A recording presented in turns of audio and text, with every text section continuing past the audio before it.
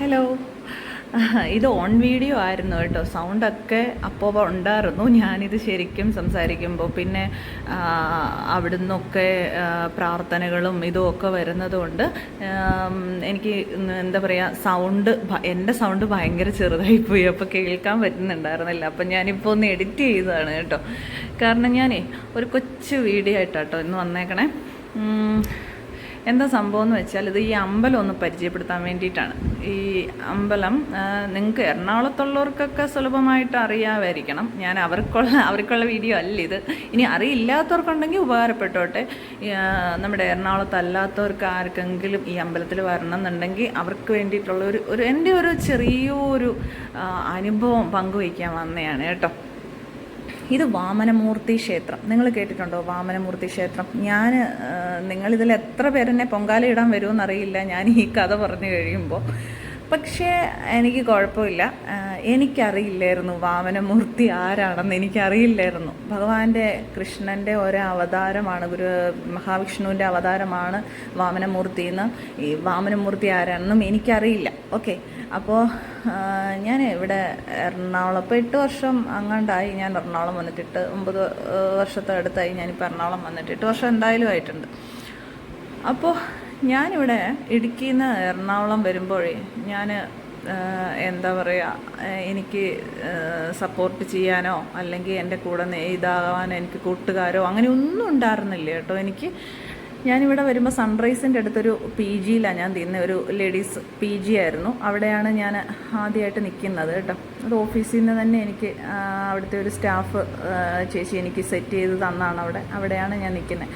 അപ്പോൾ അങ്ങനെ നിന്നപ്പോഴത്തേക്ക് എനിക്ക് ഭയങ്കര വിഷമമായിരുന്നു കേട്ടോ. കാരണം ഞാൻ ആകെ എത്രയെങ്ങാണ്ട് 2000 രൂപയോ 2200 രൂപയും കൊണ്ടാണ് ഞാൻ എറണാകുളം വരുന്നത്. അപ്പം എനിക്ക് ജോലി ഭയങ്കര ബുദ്ധിമുട്ടായിരുന്നു. ഞാൻ പഠിച്ചത് ഇതും എല്ലാം മറന്നുപോയി. എനിക്ക് എക്സ്പീരിയൻസ് ഇല്ല. എനിക്ക് ഒരുപാട് പ്രശ്നങ്ങളായിരുന്നു. കാരണം ഞാൻ എന്താ പറയുക, പേഷ്യൻ്റ് സൈഡിലൊക്കെ ആണെങ്കിലും ഈ ഭയങ്കര ബുദ്ധിമുട്ടായിരുന്നു എനിക്ക് കാരണം ഞാൻ ഡീൽ ചെയ്തിട്ടില്ല, പേഷ്യൻസിനെ ഡീൽ ചെയ്തിട്ടില്ല. അപ്പം അതിൻ്റെ എല്ലാം എനിക്ക് വലിയ കുറവുകളുണ്ടായിരുന്നു കേട്ടോ അപ്പോൾ എനിക്കിതെല്ലാം ഒന്ന് പറഞ്ഞൊന്ന് കരയാൻ പോലും എനിക്ക് ആരും ഉണ്ടായിരുന്നില്ല എന്നുള്ളതാണ് വാസ്തവം. അപ്പോൾ ചോദിക്കും ഹസ്ബൻഡുണ്ട്. പക്ഷേ എല്ലാം ഒന്നും ഹസ്ബൻഡിനോട് പറയാൻ പറ്റുന്ന കാര്യങ്ങളോ ഇല്ലെങ്കിൽ നമ്മുടെ അമ്മയോടും പപ്പായോടും ഒന്നും പറയാൻ പറ്റുന്നോ കൂടെപ്പിറപ്പുകളോട് പറയാൻ പറ്റുന്ന ഒന്നും അല്ലെന്നേ. ചില കാര്യങ്ങൾ നമുക്ക് ആരോടും പറയാൻ പറ്റാത്ത ഒരുപാട് പ്രശ്നങ്ങളുണ്ടാവും. കാരണം ഒരു പക്ഷേ ഹസ്ബൻഡിനോട് പറഞ്ഞു കഴിയുമ്പോൾ ചേട്ടായി പറയുമായിരിക്കും തിരിച്ചു പോരേ എന്ന് പറയും. പക്ഷേ അവിടെ കൊണ്ട് നമ്മുടെ ജീവിതം തോറ്റ് തിരിച്ചു പോവുകയാണ് ചെയ്യുന്നത്. അത് നമ്മൾക്കൊരു പരിഹാരമല്ല അവിടെ വരുന്നത്. അതുകൊണ്ട് ഞാൻ ഒരുമാതിരിപ്പെട്ട ഓപ്പൺ ആവാത്തൊരു വലിയ ആളാട്ടോ. ഞാൻ ഒരുപാട് ഓപ്പൺ ആവാത്ത ഒരാളാണ്. അപ്പം ഞാൻ ആരോടും പറഞ്ഞില്ല. അങ്ങനെ ഇരിക്കുന്ന സന്ദർഭത്തിൽ ഞാൻ ഭയങ്കര അമ്പലപ്പുഴുവാണ് കേട്ടോ. അമ്പലത്തിൽ എപ്പോഴും പോകാൻ ഇഷ്ടപ്പെടുന്ന ഒരു വ്യക്തി കൂടെയാണ്. അപ്പം അങ്ങനെ ഇരുന്ന സന്ദർഭത്തിൽ ഹോസ്റ്റലിൽ എൻ്റെ റൂംമേറ്റായ ഒരു കുട്ടിയാണ് എൻ്റെ അടുത്ത് പറയുന്നത്. ഇപ്പോൾ അതെവിടെയാണെന്നൊന്നും എനിക്കറിയില്ല, ഇത്രയും നാളായില്ലേ. ആ കുട്ടി എൻ്റെ അടുത്ത് പറയണേ, വാമനമൂർത്തി ക്ഷേത്രം എന്ന് പറഞ്ഞ ഒരു ക്ഷേത്രമുണ്ട്, ചേച്ചി പോയിട്ടുണ്ടോ എന്ന് ചോദിച്ചു. ഞാൻ പറഞ്ഞ ഇല്ല, പോയിട്ടില്ല, എനിക്ക് അറിയില്ല എന്ന് പറയാൻ നമ്മളുടെ ഇതൊന്നും സമ്മതിക്കുന്നില്ല. കാരണം അത് നമ്മൾ പറയുമ്പോൾ ചിലപ്പോൾ ആ കുട്ടി ചോദിക്കില്ലേ, അതറിയില്ലേ, തനി ഇടുക്കിക്കാരി അല്ലെ തന്നെ ഇടുക്കിക്കാരോട് വേറൊരു ജില്ലയിലേക്ക് വന്നു കഴിയുമ്പോൾ അവർക്കൊരു കളിയാക്ക് രൂപേണ ഞാൻ ഒരുപാട് അനുഭവിച്ചാട്ടോ. ഒരുപാട് ഇപ്പോഴും എന്നെ കളിയാക്കുന്നവരുണ്ട്. നീ ഇടുക്കിക്കാരിയാണോ? നിങ്ങൾ പണ്ട് അറിയാലോ, ഇടുക്കിയിൽ നിന്ന് മാറി എറണാകുളത്ത് വന്നിരിക്കുന്നവരെ എല്ലാം ഏറെക്കുറെ ഈ ഒരു സിറ്റുവേഷൻ തരണം ചെയ്തിട്ടുണ്ടാവും. അതുകൊണ്ട് ഞാൻ പറഞ്ഞില്ല. അങ്ങനെ ഇവിടെ വന്ന് ആ ക്ഷേത്രത്തിൽ വന്നു. ഞാൻ എങ്ങനെയൊക്കെയോ കണ്ടുപിടിച്ചാണ് കേട്ടോ. എനിക്ക് ആ ക്ഷേത്രം ഈ കൊച്ച് ജസ്റ്റ് ഇങ്ങനെ പറഞ്ഞു തന്നിട്ടേ ഉണ്ടായിരുന്നുള്ളൂ. ഞാൻ അങ്ങനെ വന്നതാണ്. ഞാൻ തൊഴുതുമ്പോഴും ഞാൻ ഒരിക്കലും എനിക്ക് കുറേ ലിസ്റ്റുകളൊന്നും ഉണ്ടായിരുന്നില്ല. അല്ലെങ്കിലും എനിക്ക് അമ്പലത്തിൽ പോയ ലിസ്റ്റുകളില്ല. എനിക്കത് വേണം, ഇത് വേണം, ഇതിങ്ങനെ അങ്ങനെ പറഞ്ഞാൽ ഞാൻ തലവേദന എടുപ്പിക്കാറില്ല. ഉള്ളിൽ എൻ്റെ ഭയങ്കരമായിട്ട് ചിലപ്പോൾ കരയണുണ്ടാവും ഞാൻ. പക്ഷേ ഞാനത് പുറത്തും കാണിക്കാത്ത വ്യക്തിയാണ്. ഞാൻ ഭഗവാനോട് ഒന്നേ പറഞ്ഞുള്ളൂ, ഇവിടെ ഇരിക്കുന്ന പ്രതിഷ്ഠ എന്താണെന്ന് എനിക്കറിയില്ല, ഏത് ദൈവമാണ് എങ്ങനെയാണെന്ന് എനിക്കറിയില്ല. ചിലപ്പോൾ ഇത് പറയുമ്പോൾ ഒരുപാട് പേര് എന്നെ പൊങ്കാല ഇടാൻ വരുമായിരിക്കും കേട്ടോ. അതൊന്നും എന്നെ ബാധിക്കുന്ന കേസല്ല. ഞാൻ എൻ്റെ അനുഭവമാണ് പറയുന്നത്. അപ്പോൾ ഞാനിങ്ങനെ പറഞ്ഞു എനിക്കറിയില്ല, ഞാൻ എൻ്റെ കൃഷ്ണനെ മനസ്സിൽ കരുതുകയാണ്, ഇത് കൃഷ്ണനാണ് എന്ന് ഞാൻ വിചാരിക്കുകയാണ്, എൻ്റെ ഭഗവാനെ ഗുരുവായൂരപ്പ എന്ന് പറഞ്ഞിട്ടാണ് പ്രാർത്ഥിക്കുന്നത്. ഞാൻ ഇനി എന്ത് ചെയ്യണം എന്നൊക്കെയാണ് ഞാൻ ചോദിക്കുന്നത്. ആ സമയത്തൊക്കെ സത്യം പറഞ്ഞാൽ വിങ്ങി പൊട്ടുണ്ട് കേട്ടോ. ഈ നടക്കേ നിന്ന് വിങ്ങി പൊട്ടിയാണ് പറയുന്നത്. എനിക്കിനി എന്ത് ചെയ്യണം എന്നറിയില്ല, കാരണം എനിക്കിവിടെ പറ്റണില്ല. ഇതൊക്കെ എനിക്ക് പറയണമെന്നുണ്ട്, പക്ഷേ എനിക്ക് ഒന്നും പുറത്തേക്ക് വരണില്ല. ഭഗവാന്റെ നടക്കേ നിന്നിട്ട് ആ ഒരു മണിയടി ശബ്ദവും ആ ഒരു പ്രാർത്ഥനയുടെ ഇതും ആ ഒരു പൂജയുടെ ശബ്ദവും ഇതൊക്കെയാണ് മുഴുവൻ കാതിൽ കേൾക്കണത്. അപ്പോൾ അങ്ങനെ ആ ഒരു സിറ്റുവേഷനിൽ കൂടെ തരണം ചെയ്തു. ഇതിൻ്റെ തൊട്ട് അപ്പുറത്ത് തന്നെ ഇത് ശരിക്കും 2 ക്ഷേത്രമാണ് കേട്ടോ. ഒരു ക്ഷേത്രം ശിവക്ഷേത്രവും ഒരു ക്ഷേത്രം വാമനമൂർത്തി ക്ഷേത്രവും. ഒന്നും പറയാനില്ല, എന്തൊരു ഭംഗിയിലാണെന്നറിയോ ഒരുക്കിയിരിക്കുന്നത്. ഭയങ്കര രസമായിട്ടാണ് ഒരുക്കിയിരിക്കുന്നത് കേട്ടോ. നമുക്ക് ആ രൂപം കണ്ട് നമുക്ക് പുതിയതായിട്ട് വരുന്ന ഒരാൾക്ക് നമുക്കിത് വാമനമൂർത്തിയാണെന്നും അതാരാണെന്നും അങ്ങനെയൊന്നും അറിയത്തില്ലാത്തവരാണെങ്കിൽ കൺഫ്യൂഷനാവും. ഞാനും ആ ഒരു സിറ്റുവേഷനായിരുന്നു എനിക്കും. സത്യത്തിൽ അത് കുറേ കഴിഞ്ഞപ്പോഴാണ് എനിക്ക് ഇന്ന ക്ഷേത്രമാണ് ഇത്, ഭഗവാൻ മഹാവിഷ്ണുവിൻ്റെ ഒരു അവതാരമാണ് വാമനമൂർത്തി എന്ന് എനിക്ക് മനസ്സിലാക്കാൻ പറ്റി. ഒരുപാട് ഞാൻ കുറേ പോന്നതിന് ശേഷമാണ് എനിക്ക് മനസ്സിലാക്കാൻ പറ്റിയത്. അതുവരെ ഞാൻ ആ നടക്കെ പോയി നിന്ന എൻ്റെ കണ്ണ എൻ്റെ ഗുരുവായൂരപ്പ എന്ന് വിളിച്ചാണ് പ്രാർത്ഥിച്ചുകൊണ്ടിരുന്നത് കേട്ടോ. അങ്ങനെ എനിക്ക് ഇപ്പോഴും ലൈഫ് സെറ്റിലായി ഭയങ്കര ഇതൊന്നും അങ്ങനെയൊന്നും ഇല്ലേ. ഇപ്പോഴും ഞാൻ പറയുകയാണ്, ഞാൻ എന്തെങ്കിലും ഒന്നൊക്കെ ആയിട്ടുണ്ടെങ്കിൽ അതെനിക്ക് ഈ നടക്കേന്നാണ് എനിക്ക് ആവാൻ പറ്റിയത്. എനിക്ക് ഈ നടക്കെ വന്ന് നിന്ന് ഞാൻ എപ്പോൾ ഇവിടെ വന്നാലും എനിക്ക് കരച്ചിൽ വരും കേട്ടോ, എനിക്ക് സങ്കടം വരും.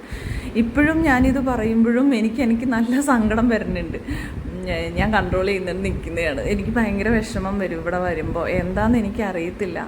എനിക്ക് പൂർണ്ണമായിട്ടും എനിക്ക് കുറേ ലിസ്റ്റുകളൊന്നും എനിക്കിവിടെ വന്ന് അവതരിപ്പിക്കാനില്ല. എനിക്ക് അങ്ങനെ ഇങ്ങനെ ഇത് വേണം അതാണ് ഇതാണ് ഇതൊന്നുമില്ല. എന്നെ അറിഞ്ഞു കേട്ട് എൻ്റെ സങ്കടങ്ങൾ മനസ്സിലാക്കി എനിക്ക് എൻ്റെ ലൈഫിൽ ഓരോരോ ചേഞ്ചിൽ ഓരോരോ വ്യക്തികളെ ആയിട്ട് എനിക്ക് കൊണ്ടുതന്നതും എല്ലാം ഈ ഭഗവാനാണ്. ഈ 2 ദേവന്മാരാണ് എന്നെ കൈക്കുമ്പിളി പിടിച്ചു നിന്നൊക്കെ എനിക്ക് വേണേൽ അങ്ങനെ തന്നെ പറയാം. കാരണം എൻ്റെ തുടക്കം ഇവിടെ നിന്നായിരുന്നു. ഞാൻ ഫസ്റ്റ് വന്ന അമ്പലം എറണാകുളം വന്നിട്ട് വന്ന അമ്പലം ഇതാണ്. ഞാൻ എല്ലാവരോടും പറയുകയാണ്, നിങ്ങൾക്ക് വിശ്വാസമുള്ളവരാണെങ്കിൽ നിങ്ങൾ ഉറപ്പായിട്ടും ഈ 2 ക്ഷേത്രത്തിൽ ഉറപ്പായിട്ടും വിസിറ്റ് ചെയ്യണം. അത്രയും പവർഫുൾ ക്ഷേത്രമാണ് കേട്ടോ. ഞാൻ എൻ്റെ അനുഭവമാണ് പറയുന്നത്. ഞാൻ ഒരുപാട് ഇപ്പോൾ എന്തൊക്കെയോ ആയി എന്നൊന്നും അല്ല ഞാൻ പറയുന്നത്. ഞാനൊന്നും ഒരു കുന്തവും ആയിട്ടില്ല. പക്ഷേ ഞാൻ നിന്നിരുന്ന സ്ഥാനത്തു നിന്ന് ഞാൻ ഒരു സീറോയിൽ നിന്നും ഒരു ബിഗ് സീറോയിൽ നിന്നും ഞാനൊരു 1ലേക്കേലും കടന്നിട്ടുണ്ടെങ്കിൽ 100 വരെ ഉള്ളതിൽ ഒരു 1ലേക്കേലും കടന്നിട്ടുണ്ടെങ്കിൽ ഈ 2 ദേവന്മാർ എന്നെ കൈക്കുമ്പിളി പിടിച്ചതുകൊണ്ട് മാത്രമാണ്.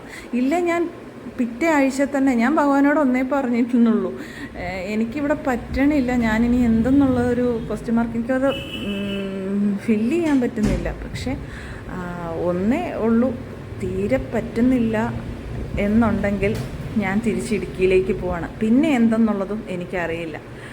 അതുകൊണ്ട് ഞാൻ എന്തൊക്കെയോ പ്രതീക്ഷിക്കുന്നുണ്ട്. എനിക്കറിയില്ല, എന്താണെന്ന് പറയാനും കൂടെ എനിക്കറിയില്ല എന്ന് മാത്രമേ പറഞ്ഞുള്ളൂ. കാരണം എനിക്ക് ജോലിയിൽ നിൽക്കാൻ പറ്റുമോ, ഞാൻ ഇനി വേറെ ജോലി തേടണോ, എനിക്ക് കിട്ടുമോ, അവിടെ ചെല്ലുന്നിടം എങ്ങനെയായിരിക്കും, എനിക്കും അവിടെ ഓക്കെ ആവുമോ, ഒന്നും ലൈഫിൽ ഒന്നും നമുക്ക് ആവാൻ പറ്റാതെ നിൽക്കുന്ന ഒരു സന്ദർഭം ഉണ്ടല്ലോ. ആ സന്ദർഭത്തിലൂടെ കടന്നു വന്നിരിക്കുന്ന ഒരു വ്യക്തിയാണ് ഞാൻ. എൻ്റെ 2 മക്കളും തീരെ പൊടി പിള്ളേരാണ്. ആ 2 പൊടി പിള്ളേരെ, ചെറിയ പിള്ളേരെ ഇട്ടിട്ടാണ് ഞാൻ ഇടുക്കിയിൽ നിന്ന് വന്നിരിക്കുന്നത്. സത്യം പറഞ്ഞാൽ അത്രയും ഒരവസ്ഥയിലൂടെ ആ സമയത്ത് എനിക്ക് ആ അമ്പലത്തിൽ എപ്പോൾ എനിക്ക് ആ നടക്കെ നിന്നാലും ഈ നിമിഷം നിൽക്കുമ്പോഴും, ഇപ്പം ഞാനും ഒരു എറണാകുളംകാരി ആയിട്ടുണ്ട്, പക്ഷേ എന്നാൽ പോലും ഇപ്പോഴും ആ നടക്കെ നിൽക്കുമ്പോൾ എനിക്കൊരു വിങ്ങിപ്പൊട്ടലാണ്. എനിക്കറിയത്തില്ല, കാരണം ഞാൻ എൻ്റെ സ്വപ്നത്തിൽ വിചാരിക്കാത്ത കാര്യങ്ങളാണ് പിന്നെ എനിക്ക് നടന്നതെല്ലാം. എൻ്റെ ലൈഫിലേക്ക് ഓരോ പ്രശ്നങ്ങൾ തരണം ചെയ്യാൻ എനിക്ക് ആരെങ്കിലുമൊക്കെ ആയിട്ട് എൻ്റെ മുന്നിൽ കൊണ്ട് നിർത്തിത്തരും, എന്നെ അവിടെ നിന്ന് രക്ഷപ്പെടുത്താനായിട്ട്. എന്നെ രക്ഷിക്കാനും എന്നെ കൈപിടിക്കാനും എനിക്ക് ഫ്രണ്ട്സ് ഒരുപാട് പേരുണ്ട്. ഒരുപാട് ഫ്രണ്ട്സ് ഉണ്ട്, ഒക്കെ ഉണ്ട്. പക്ഷേ എന്നാലും എനിക്ക് ഈ നടക്കൽ ഇവിടുന്നാണ് എൻ്റെ തുടക്കം. ഇത് കണ്ടോ എന്ത് രസമുള്ള അമ്പലമാണെന്നറിയോ? നിങ്ങൾ വന്നിട്ടില്ലെങ്കിൽ ഒരിക്കലും ഒന്ന് വരണം കേട്ടോ. തൃക്കാക്കരയാണ്, പൂർണ്ണത്രയേശ്വര ക്ഷേത്രം ശിവക്ഷേത്രമാണ്. കണ്ട തൊട്ടപ്പുറം കാണുന്ന കേട്ടോ ശിവക്ഷേത്രം, കാണാമോ നിങ്ങൾക്ക്? അതാണ് ശിവക്ഷേത്രം. അവിടെ നിന്ന് ഇങ്ങനെ ഒരു കൈവഴിയുണ്ട്, അതിലെ ഇങ്ങോട്ട് വരുമ്പോൾ ഈ വാമനമൂർത്തി ക്ഷേത്രം. അപ്പോൾ എന്തെങ്കിലും ഡൗട്ടുകളുണ്ടെന്നുണ്ടെങ്കിൽ എനിക്കൊരു മെസ്സേജ് ഇട്ട് ചോദിച്ചു കഴിഞ്ഞാൽ ഈ അമ്പലത്തിനെക്കുറിച്ച് എന്തെങ്കിലും ഒരു ഡൗട്ട് ഉണ്ടെന്നുണ്ടെങ്കിൽ എനിക്കറിയാവുന്നപോലെ ഞാൻ പറഞ്ഞുതരാം കേട്ടോ. ഇതിൻ്റെ വഴിയും കാര്യങ്ങളൊക്കെ എങ്ങനെ, എവിടെ വന്നിട്ട് എങ്ങനെ വരണമെന്നൊക്കെ. എന്തായാലും ഒത്തിരി സന്തോഷം. എനിക്കറിയില്ല, എനിക്ക് ഈ വീഡിയോ ഒന്ന് ഇടണം എന്ന് തോന്നി. ഇവിടുത്തെ അമ്പലത്തിനെക്കുറിച്ച് ഒരു വീഡിയോ ഇടണം എന്ന് എനിക്ക് തോന്നി. ഞാൻ അങ്ങനെ എല്ലാ അമ്പലങ്ങളെക്കുറിച്ചൊന്നും ഇടാറില്ലല്ലോ, പോകുന്ന ഫോട്ടോസ് മാത്രമല്ലേ നിങ്ങൾ കാണാറുള്ളൂ. പക്ഷേ എനിക്ക് ഇത് ചെയ്യണം എന്ന് തോന്നി. കാരണം എൻ്റെ തുടക്കം ഇവിടെ നിന്നാണ്. ഞാൻ എന്തെങ്കിലും ആയിട്ടുണ്ടെങ്കിൽ ഇവിടുത്തെ ഭഗവാന്മാർ രണ്ടുപേരും എന്നെ ചേർത്ത് നിർത്തിയത് കൊണ്ടാണ് ഇന്ന് എനിക്കിവിടെ നിൽക്കാൻ, ഈ എറണാകുളത്ത് എനിക്ക് നിൽക്കാൻ പറ്റിയിട്ടുള്ളത്. അതുകൊണ്ട് എനിക്ക് ഈ വീഡിയോ ഇങ്ങനെ ചെയ്യാൻ തോന്നി. ഇതിനകത്ത് എത്ര പേര് എന്നെ കളിയാക്കാൻ വരുമെന്നോ, എത്ര പേര് നിനക്ക് വട്ടാണോ പ്രാന്താണോ എന്നൊക്കെ, എനിക്കും ചെറിയ ഒരു പ്രാന്തും വട്ടും ഒക്കെ ഉണ്ട്. അത് മെയിനായിട്ട് ദൈവത്തിൻ്റെ കാര്യത്തിലേ ഉള്ളൂ. അമ്പലത്തിൻ്റെ കാര്യത്തിലേക്ക് വരുമ്പോഴാണ് എനിക്ക് ആ സാധനമൊക്കെ വരുന്നത്. അത് ഇല്ലാത്തൊരു ലൈഫിൽ വിജയിച്ച് നിൽക്കുന്നവർക്കൊക്കെ ചിലപ്പോൾ, ഭയങ്കരമായിട്ട് വിജയിച്ച് നിൽക്കുന്ന എല്ലാം തികഞ്ഞവർക്ക് ചിലപ്പോൾ നമ്മളിതൊരു തമാശയായിട്ടും കളിയാക്കായിട്ടും ഒക്കെ തോന്നും. ഞാൻ എൻ്റെ ഒരു അനുഭവം പങ്കുവെച്ചതാണ്. നിങ്ങൾക്ക് ഇഷ്ടമുണ്ടെങ്കിൽ മാത്രം നിങ്ങളിത് ഉൾക്കൊണ്ടാൽ മതി, അല്ലെന്നുണ്ടെങ്കിൽ നിങ്ങൾ സ്കിപ്പ് ചെയ്ത് പോയിക്കോളൂ കേട്ടോ.